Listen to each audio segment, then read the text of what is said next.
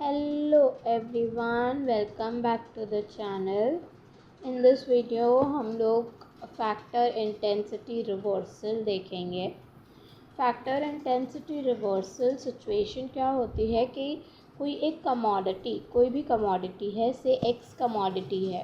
हमने अब तक यही देखा कि एक्स कमोडिटी लेबर इंटेंसिव है, ठीक है। लेकिन ऐसा हो सकता है कि वो एक कमोडिटी जो है वो एक नेशन में लेबर इंटेंसिव हो, लेकिन दूसरे नेशन में सेम कमोडिटी कैपिटल इंटेंसिव हो, यानी रिलेटिवली कैपिटल का ज़्यादा यूज़ होता होगा उस नेशन में, एंड पहले वाले नेशन में रिलेटिवली लेबर का ज़्यादा यूज़ होता होगा वो सेम कमोडिटी बनाने के लिए।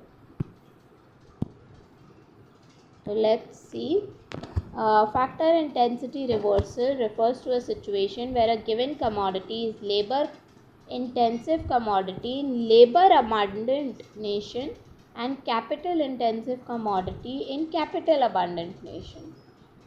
हमारे केस में फर्स्ट नेशन लेबर अबंडेंट है, सेकेंड नेशन कैपिटल अबंडेंट है। तो जहाँ पे लेबर अबंडेंट है वहाँ पे वो लेबर इंटेंसिव कमोडिटी होगी, जहाँ पे कैपिटल अबंडेंट है वहाँ पे वो कैपिटल इंटेंसिव कमोडिटी होगी। For example, factor intensity reversal is present if commodity x is labour intensive and commodity nation labor intensive commodity in nation 1, which is a low wage nation, and at the same time it is capital intensive commodity in nation 2, high wage nation.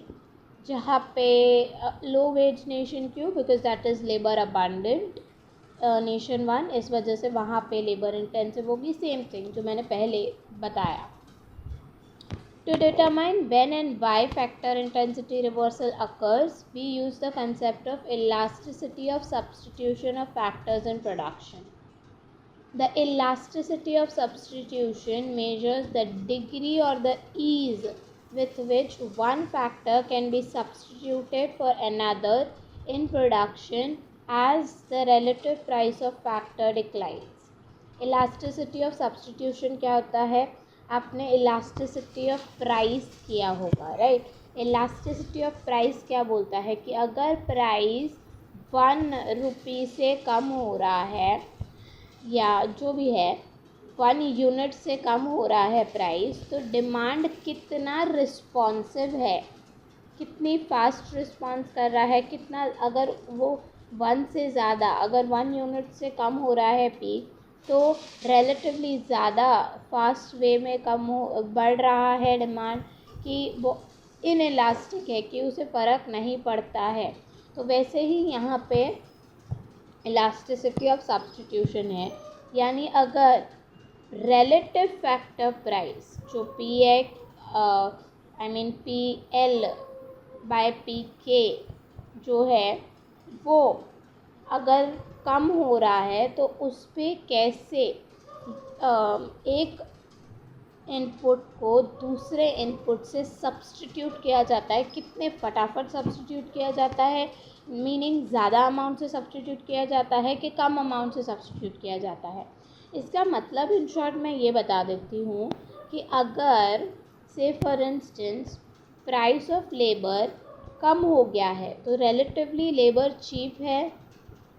अब जब relatively labour cheaper हो गया है, तो आप अगर capital को ज़्यादा अमाउंट से सब्स्टिट्यूट कर देते हो, आप बोलते हो कि नहीं, हम अभी कैपिटल नहीं यूज़ करेंगे, हम लेबर ज़्यादा यूज़ करेंगे क्योंकि लेबर चीपर है।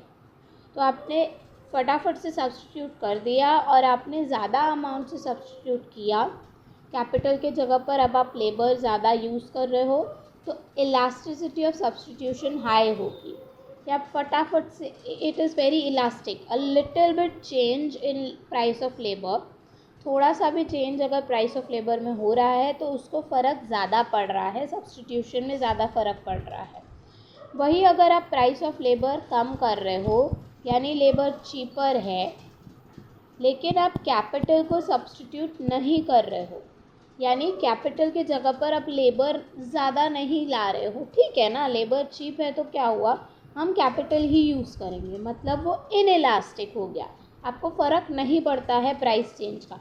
नॉर्मली हम क्या लेते हैं, किसी चीज़ का अगर प्राइस कम हो गया तो हम उसका डिमांड बढ़ा देते हैं, राइट, क्योंकि वो अभी चीपर है। लेकिन हम यहाँ पे नहीं कर रहे हैं, तो उसका मतलब है इनइलास्टिक हो गया, यानी सब्स्टिट्यूशन, इलास्टिसिटी ऑफ सब्स्टिट्यूशन कम होगा उस केस में।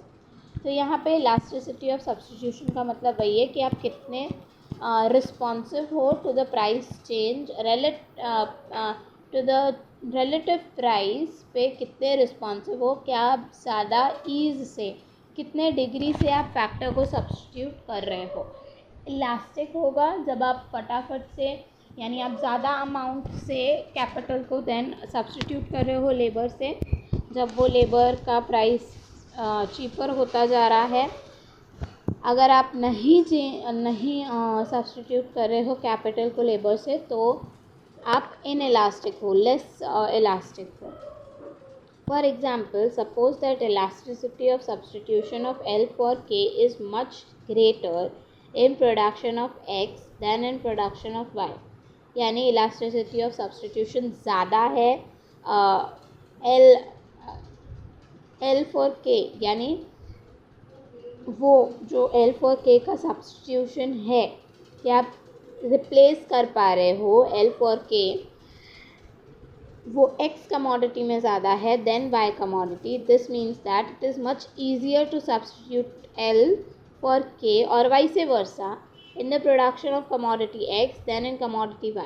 यानी मैंने जो ये आपको यहाँ एग्जाम्पल दिया था कि अगर प्राइस ऑफ लेबर कम हो रहा है तो आप सब्स्टिट्यूट नहीं कर, पहले तो मैंने आपको सब्स्टिट्यूट कर रहे हो वो बताया।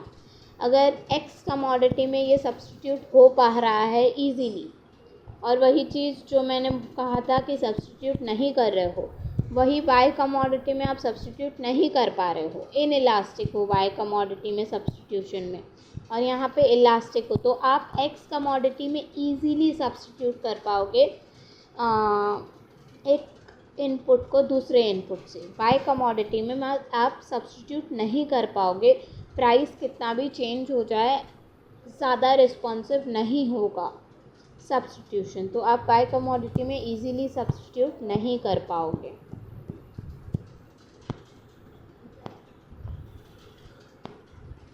Factor intensity reversal is more likely to occur the greater is the difference in the elasticity of substitution of L for K in production of two commodities. कब फैक्टर इंटेंसिटी जो है रिवर्सल वो कब अकर करेगा या कब ज़्यादा होगा, जब जो elasticity of substitution L for K दो कमोडिटीज़ के बीच में जितना ज़्यादा होगा। अब मैं नंबर्स के टर्म्स में लेके आपको एक्सप्लेन करती हूँ। अगर समझो हमारे केस में एक्स कमोडिटी में मैंने बोला इलास्टिसिटी ज़्यादा है, लेट्स टेक इलास्टिसिटी 0.9 है, या not even 0.9, let's take elasticity है 4, यानी काफ़ी ज़्यादा हो गया। एंड वाई कमोडिटी में इलास्टिसिटी सिर्फ 0.1 है। तो इस केस में ये जितना डिफरेंस ग्रेटर होगा उतना factor intensity reversal higher degree से अकर करेगा। तो ये डिफरेंस जो है, इलास्टिसिटी का डिफरेंस जो है, वो जितना ग्रेटर होगा उतना फैक्टर इंटेंसिटी रिवर्सल अकर होने का चांसेस ज़्यादा है। With a large elasticity of substitution of L for K in production of X, Nation 1 will produce commodity X with labor-intensive technique because its wages are low. तो क्योंकि अगर elasticity, जैसे कहा कि X commodity में अगर elasticity higher है तो Nation 1 जो है वो labor-intensive use करेगा X commodity को produce करने के लिए. On the other hand, Nation 2 will produce commodity X with capital intensive because its wages are high. Wages high है, इस वजह से जो Nation 2 है वो labor intensive नहीं यूज़ कर रहा है, क्योंकि wages high है, वो capital intensive technique यूज़ कर रहा है। If at the same time elasticity of substitution of L for K is very low in production of commodity Y, the two nations will be forced to use similar techniques in producing commodity Y, even though their relative factor prices may greatly differ. अगर elasticity of substitution लो है, यानी उनको wages से या relative factor prices से फ़र्क नहीं पड़ता, मेरे वर्ड्स को ध्यान देना, उनको relative price of labour and capital, यानी हम जो W/R या R/W जो हम लिखते हैं उससे ज़्यादा उनको फ़र्क नहीं पड़ता, तो दोनों नेशन फोर्स हो जाएंगे उस कमोडिटी को बनाने के लिए, पर्टिकुलर कमोडिटी को बनाने के लिए एक ही तरीके से। अगर समझो वो वाई कमोडिटी ज़्यादा लेबर इंटेंसिव है तो वो लेबर इंटेंसिव ही यूज़ करेंगे ज़्यादा बनाने के लिए दोनों नेशंस, क्योंकि उनको ज़्यादा रिलेटिव प्राइस से फ़र्क नहीं पड़ता, वेजेस हाई है या लो है, या रेंटल जो प्राइस है कैपिटल का वो हाई है या लो है, उससे उनको ज़्यादा फ़र्क नहीं पड़ता है। वो दोनों नेशंस जो हैं एक ही तरीके से एक ही सिमिलर टेक्निक्स यूज़ करके बनाएंगे। As a result, commodity X will be labor intensive commodity in nation 1 and capital intensive commodity in nation 2, and we have the case of factor intensity reversal. तो due to elasticity of substitution, commodity X जो है वो nation 1 में labor intensive हो जाएगी and nation 2 में capital intensive हो जाएगी, क्योंकि उनको फ़र्क, इलास्टिसिटी और सब्सटीट्यूशन क्या है, उनको फ़र्क ज़्यादा पड़ रहा है with the price of the inputs, relative price of the input. अगर आपको ज़्यादा फ़र्क पड़ रहा है रिलेटिव प्राइस ऑफ इनपुट्स के वजह से, तो आप वेजेस या रेंटल प्राइस ऑफ कैपिटल देख के, जहाँ पे वेजेस कम होंगे वहाँ पे वो लेबर इंटेंसिव होगा, जहाँ पे वेजेस ज़्यादा होंगे वहाँ पे वो कैपिटल इंटेंसिव कमोडिटी होगा। तो यही चीज़ है फैक्टर इंटेंसिटी रिवर्सल।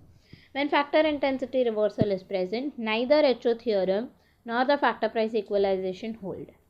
तो obviously अगर factor intensity reversal present है तो HO theorem तो hold ही नहीं करता, क्योंकि हम जो बोल रहे हैं लेबर इंटेंसिव है एक्स कमोडिटी, तो वो तो है ही नहीं। एक नेशन में वही कमोडिटी लेबर ज़्यादा बना रहा है, दूसरे नेशन में वही कमोडिटी कैपिटल यूज़ करके बना रहे हैं। फैक्टर प्राइस इक्वलाइजेशन थ्योरम भी होल्ड नहीं करेगा। The HO model fails because it would predict that nation 1 labour abundant would export commodity X and nation 2 would export commodity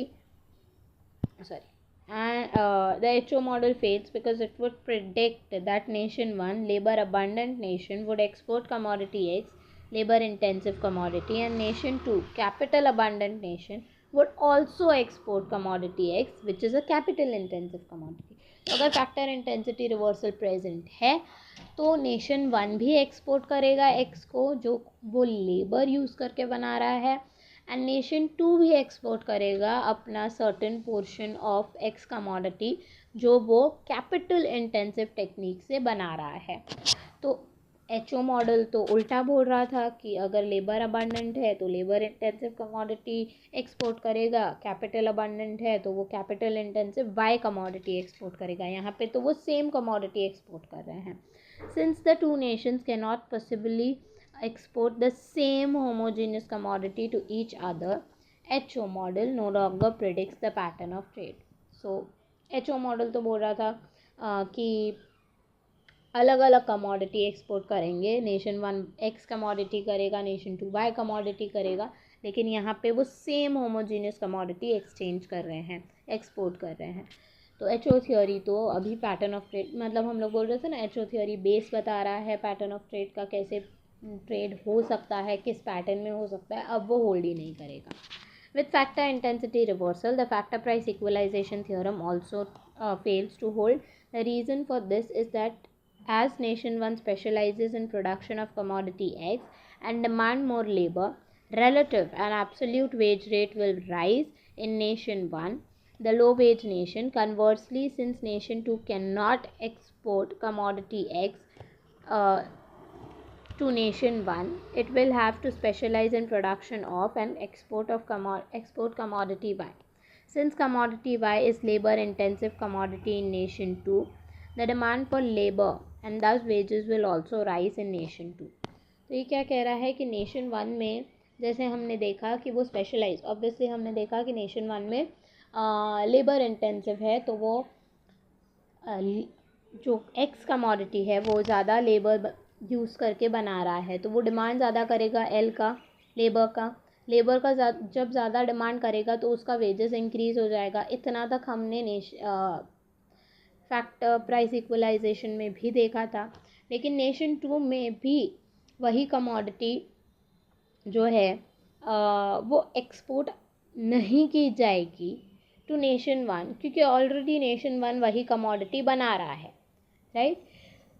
x commodity, हम अगर same commodity बना रहे हैं अपने घर पे तो हम एक्सचेंज क्या करेंगे?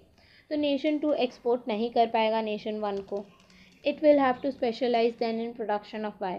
अभी प्रोडक्शन ऑफ वाई में भी जो नेशन 2 है वो ज़्यादा डिमांड करेगा लेबर को.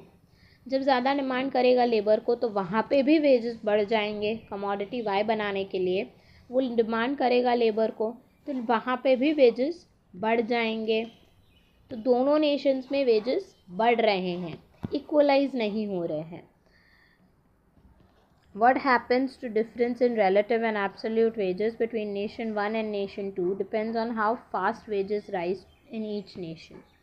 तो डिफरेंस कितना है, रिलेटिव डिफरेंस जो था पहले नेशन 1 में वेजेस कम थे, नेशन 2 में वेजेस हाई थे.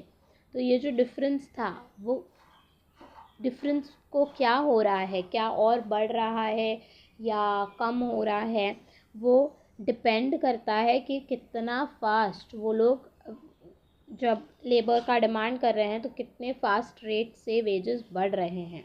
Difference in relative and absolute wages between the two nation could decline, increase और remain unchanged as a result of international trade. So that factor price equalization theorem no longer holds. Factor price equalization theorem क्या बोल रहे थे कि difference कम हो जाएगा, eventually equal हो जाएंगे उनके relative and absolute factor prices.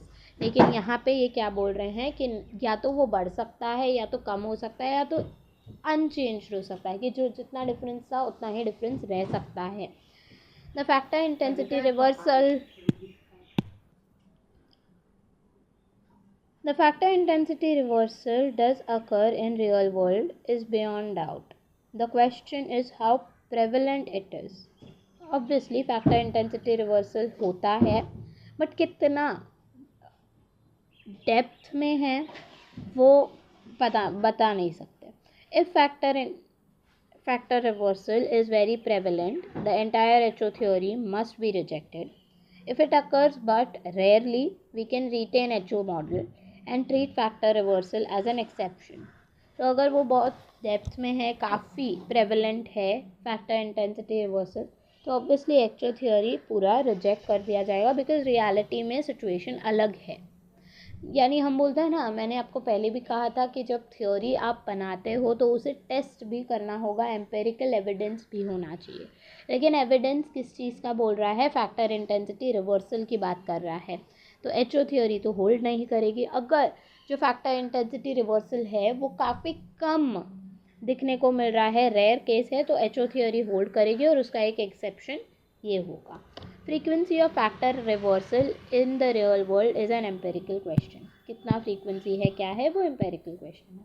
The first empirical research on this topic was a study conducted by Minhas in 1962 in which he found factor reversal to be fairly prevalent, occurring in about 1/3 of cases that he studied. Minhas ने first, जब theory दी गई तो empirical test first Minhas ने किया 1962 में, जहाँ पे उन्होंने देखा कि 1/3 केसेस जो हैं, जितने भी उन्होंने कंट्रीज़ की सैम्पल लिया उसमें से 1/3 नेशन में 1/3 केसेस में फैक्टर इंटेंसिटी रिवर्सल प्रेजेंट था. However, by correcting an important source of bias in the Minhas study, Leontief showed in 1964 that factor reversal occurred in only about 8% of the case studies, and that if the two industries with an important natural resource content were excluded, factor reversal only occurred in only 1% of the cases. तो उसमें थोड़ा may be Minhas के sample में कुछ issue होगा या बायस कुछ होगा, तो उसको करेक्ट करके लियोंटिफ ने 1964 में अगेन टेस्ट किया, जहाँ पे उन्होंने बोला सिर्फ 8% प्रेवलेंट है. अगर वो दो इंडस्ट्रीज़ जो major important natural resource content use करती है उसको भी अगर एक्सक्लूड कर दे तो सिर्फ 1% फैक्टर रिवर्सल प्रेजेंट है. अ study by ball published in 1966 and testing another aspect of Minhas result confirmed Leontief's conclusion that factor intensity reversal seems to be rather rare occurrence in the real world. As a result, assumption of one commodity is labor intensive and other is capital intensive at all relevant relative factor prices generally hold, so HO theory holds. Meaning कि ball ने भी 1966 में test किया मिन्हास का result in a different way, तो उनको भी जो लियोंटिफ ने कहा उनको भी ऑलमोस्ट वही रिज़ल्ट मिल रहा था. तो अकॉर्डिंगली फैक्टर इंटेंसिटिव रिवर्सल बहुत रेयर केस है, तो हम कह सकते हैं कि एचओ थ्योरी होल्ड करता है. फैक्टर इंटेंसिटी रिवर्सल एक एक्सेप्शनल केस है. So we have completed the 5th chapter. 6th chapter जो है वो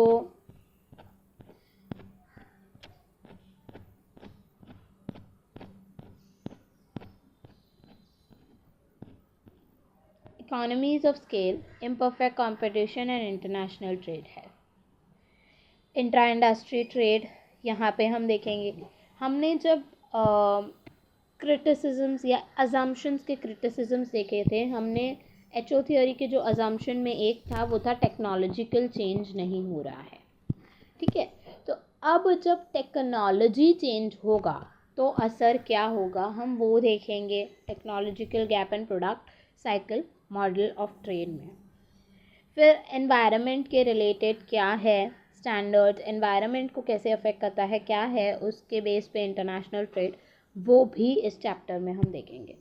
सो आप लोग प्लीज़ सब्सक्राइब करते रहिए, लाइक करते रहिए. अगर आप लाइक करेंगे तो ही मुझे पता चलेगा कि आपको सच में समझ में आ रहा है. एंड येस, आप चाहते हो कि मैं और वीडियोस अपलोड करूं.